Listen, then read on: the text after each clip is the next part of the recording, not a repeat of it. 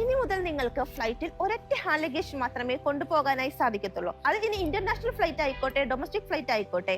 Hand ലഗേജിന്റെ കാര്യത്തിൽ ഒരുപാട് മാറ്റങ്ങളാണ് the bureau of civil aviation security കൊണ്ടുവന്നിട്ടുള്ളത്. ലഗേജിന്റെ ഹൈറ്റ്, വിഡ്ത്ത്, വെയിറ്റ്, ലെങ്ത് എന്നിവയിലൊക്കെ അടിമുടി മാറ്റങ്ങളാണ് വന്നിട്ടുള്ളത്.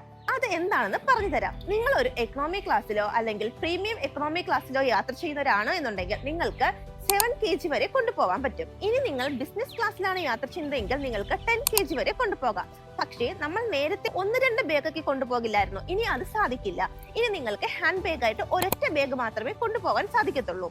ഹൈറ്റ് വരുന്നത് 55 സെന്റിമീറ്റർ, ലെങ്ത് വരുന്നത് 40 സെന്റിമീറ്റർ, അതുപോലെ തന്നെ വിഡ്ത്ത് വരുന്നത് 20 സെന്റിമീറ്റർ.